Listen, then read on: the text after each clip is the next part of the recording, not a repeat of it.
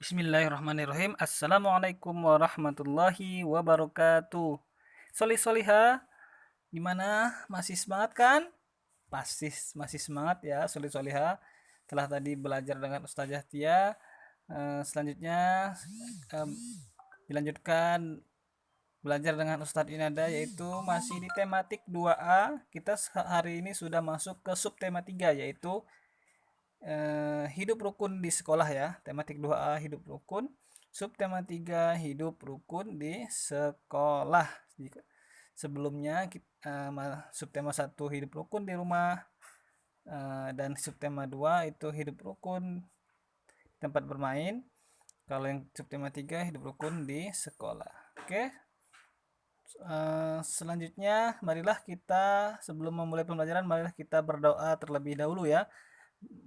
Masih ingat gak, berdoa sebelum belajar adalah pengamalan Pancasila sila pertama. Dan dalam Islam diajarkan setiap memulai sesuatu yang baik harus didahului dengan doa atau baca basmalah ya. Karena kita seorang muslim, kita harus biasakan berdoa. Baik, kita berdoa terlebih dahulu. A'udzu billahi minasyaitonir rajim. Bismillahirrahmanirrahim. Raditu billahi rabba wa bil islami dina wa bi Muhammadin sallallahu alaihi wasallam nabiyyan wa rasula. Rabbi zidni ilma warzuqni fahma. Rabbi israh li sadri wa yassir li amri wahlul 'uqdatam min lisani yafqahu qawli. Amin. Baik, solih-soliha, silakan dibuka buku tematiknya atau boleh diperhatikan pada video pembelajaran berikut ini. Hidup rukun di sekolah ya. Kita harus rukun dengan teman di sekolah. Bila murid rukun, suasana jadi menyenangkan. Bayangkan bila di sekolah tidak rukun. Apa yang terjadi? Nah, saat belajar di kelas, murid mendengarkan guru. Itu hidup rukun di sekolah ya. Murid-murid tertib. Suasana kelas menjadi menyenangkan kalau muridnya tertib, mendengarkan guru, ya, saling menghargai, saling menghormati. Itu suasana kelas pasti akan menyenangkan. Ada saat bermain, ada saat belajar.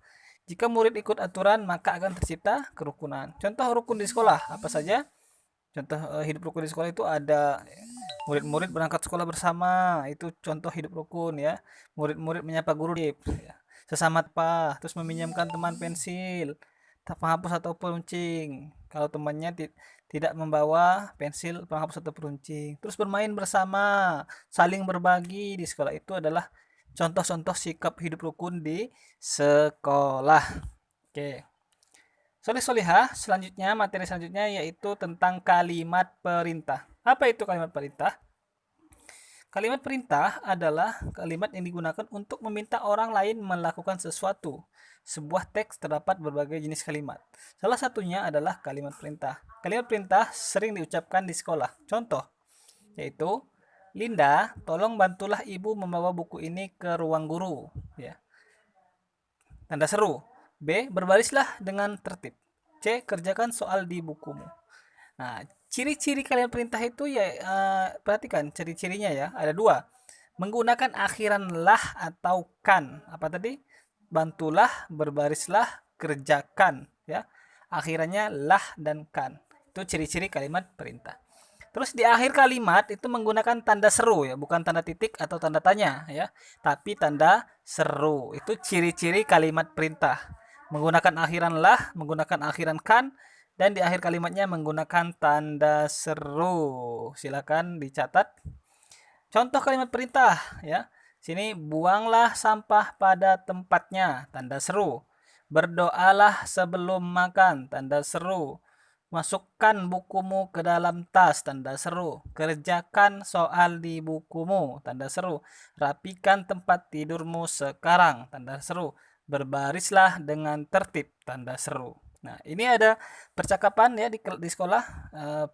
Guru memerintahkan murid-muridnya untuk menyimpan buku. Sebelum ujian, simpanlah buku catatan di dalam tas. Simpanlah, itu adalah kata perintah ya. Baik Pak Guru, adakah kalimat perintah dalam percakapan tersebut? Ada, simpanlah buku catatan di dalam tas. Itu adalah menunjukkan kalimat perintah. Oke, baik soleh solehah, sekian dari Ustadz. Wassalamualaikum warahmatullahi wabarakatuh.